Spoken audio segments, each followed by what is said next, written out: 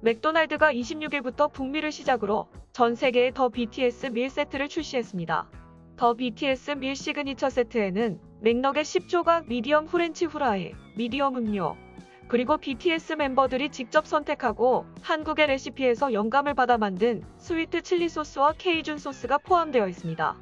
맥도날드 캐나다의 최고 마케팅 책임자 엘리사 부에티코퍼는 우리는 맥도날드의 고객들과 크루들이 모두 이 캐나다에서의 첫 번째 셀러브리티 시그니처 오더가 시작되기를 간절히 기다려왔다는 것을 알고 있다며 마침내 콜라보레이션이 이루어져서 매우 기쁘며 BTS 밀을 즐기는 고객들을 보게 되어 더없이 기대된다고 전했습니다. BTS 밀 주문은 6월 21일까지 온라인 레스토랑 내 맥도날드 앱을 통해 배달 가능합니다. 다음 뉴스입니다. 연방정부는 캐나다의 호텔 검역 제한이 2021년 6월 21일까지 연장되었다고 발표했습니다. 지난 21일 연방정부는 캐나다의 국경이 모든 비필수적인 국제여행에 대해 폐쇄 상태를 유지할 것이며 현재 진행 중인 모든 제한은 그대로 유지될 것이라고 밝혔습니다. 여기에는 캐나다 입국 전후의 코로나 바이러스 검사, 항공을 통해 입국하는 여행객에 대한 3일간의 호텔 격리, 그리고 비필수 방문자에 대한 14일간의 격리가 포함됩니다. 연방정부는 현재 데이터에 따르면 캐나다 입국 전, 탑승 전, 입국 후의 코로나 바이러스 검사와 여행객들의 호텔 격리 의무화가 효과를 발휘하고 있는 것으로 나타났습니다. 캐나다 정부는 캐나다인들의 건강과 안전을 보호하기 위해 이용 가능한 데이터와 과학적 사실을 기반으로 지속적으로 모니터링하고 검토하고 있다고 덧붙였습니다. 다음 뉴스입니다. BC주 보건당국이 BC주 정상화 계획을 지난 25일 발표하면서 2단계부터는 슬슬 폐쇄했던 분야들의 사업도 다시 서비스를 재개할 것이라 전했습니다. 2단계는 빠르면 6월 15일부터 도입된다고 밝혔으나 BC주 코로나19 상황에 따라 더 늦춰질 수도 있다고 밝혔는데요. BC주 코로나19 백신 1차 접종률이 65% 이상이어야 하며 1일 신규 확진자 수와 입원 환자 수가 계속해서 감소해야 할 경우에만 2단계로 넘어가게 됩니다. 2단계로 넘어가게 되면 야외 사적 모임은 50인 이하로 가능해지며 생일 파티, 바비큐 파티, 블럭 파티 등이 가능해집니다. 또 플레이데이트 역시 가능해져 사람들 간의 교류가 좀 더 본격적으로 진행될 예정입니다. 또 식당 및 주점 내 주류 판매의 경우 자정까지로 연장하고 실내 스포츠는 고강도 그룹 운동도 정원 제한 하에 다시 할 수 있게 됩니다. 실내 스포츠는 어떤 경우에도 관중이 허용되지 않으며 야외 스포츠의 경우 10명까지 관중이 허용됩니다. 또 영화관, 아트홀 등 대규모 인원이 수용 가능한 실내 시설 역시 비즈니스를 재개할 수 있습니다. 단 2단계에서는 정원을 제한하고 코로나19 안전계획하에 운영됩니다. 지역 간 비필수 이동 금지령도 2단계에서 해제되어 2단계에 돌입하면 본격적으로 BC주 경제가 재활성화될 것으로 보고 있습니다. 다음 뉴스입니다. 많은 토론토 주민들이 팬데믹 기간 동안 테이크아웃 서비스에 더 많은 팁을 준 것으로 나타났습니다.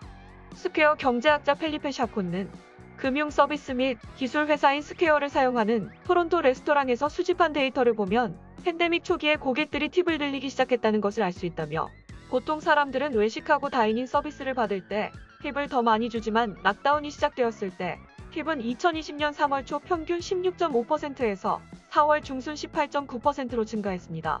한편 토론토 여름에는 팁이 평균 20%까지 상승했고 특정한 날은 22%를 넘었지만 그 이후로는 17에서 18%를 유지하고 있다고 샤코는 말했습니다. 또한 샤코는 중간 팁이 올라간 것을 보아 일반적으로 높은 팁을 주던 사람만이 더 팁을 많이 주어 이 결과가 나온 것은 아니라는 것을 말해준다고 덧붙였습니다. 다음 뉴스입니다. 토론토 427고속도로 연장이 몇 달 동안 준비되었지만 아직 대중에게 공개되지는 않았으며 한동안은 그렇게 유지될 것으로 보입니다. 6억 1,600만 달러 규모의 이 고속도로 연장 프로젝트는 6.6km의 도로를 연장해 본의 메이저 맥켄지 드라이브까지 이어졌으며 또한 도로의 부분적으로는 최대 8개 차선으로 넓어졌습니다. 그러나 이 고속도로를 건설한 건설 컨소시엄인 LINK 427과 온타리오 정부 사이에 계속되는 의견 차이로 인해 가을에 완공된 이후로 이 도로는 완전히 비어있고 사용되지도 않고 있습니다.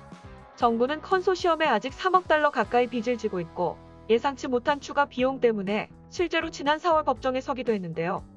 이에 대해 온타리오주와 교통부는 이해관계자 간 계약에 명시된 사항에 따라 도로가 건설되지 않아 배수 및 풀림 문제를 야기할 수 있는 품질 및 안전 문제가 발생할 수 있기 때문이라고 밝혔습니다.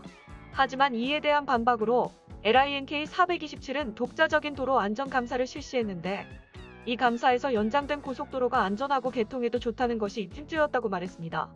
이처럼 회사는 정부가 지불을 피하기 위해 시간을 지체하고 있다고 비난하고 있지만 온타리오 정부는 고속도로가 합의된 모든 요건을 충족한다는 것이 증명될 때까지 지불을 하지 않을 것이라고 말하고 있고 감사만으로는 충분치 않은 것으로 보고 있습니다. 법원 문서에 따르면 연장 작업이 최대 2년까지 추가로 작업이 필요할 경우 개방 시기를 2022년 중으로 늦출 수 있을 정도로 법적 분쟁이 계속될 수 있다고 합니다. 운전자들은 여러 차례 지연된 개통을 불안하지만 참을성 있게 기다렸다며 도로 개통을 위한 청원까지 시작했습니다. 우리는 도로가 모든 이용자들에게 안전하기를 원하지만 그 혐의를 둘러싼 상황은 거짓으로 보입니다. 정부가 단순히 납부를 미루려는 자세라면 제발 진행 방해는 그만하고 고속도로 개통을 허용해달라는 호소문까지 올라온 상황입니다. 또한 만약 정말로 고속도로 건설에 안전 문제가 있다면 양쪽 모두 어느 정도 진실성을 가지시기 바랍니다. 모두의 이익에 부합되게 즉시 문제를 시정하고 합의를 도출하여 가능한 한 빨리 고속도로 연장을 개방해달라고 많은 사람들이 청원하고 있기도 합니다. 한편 고속도로 연장 작업 지연이 계속됨에 따라 올여름에도 GTA의 교통 혼잡은 증가할 것으로 예상됩니다. 다음 뉴스입니다.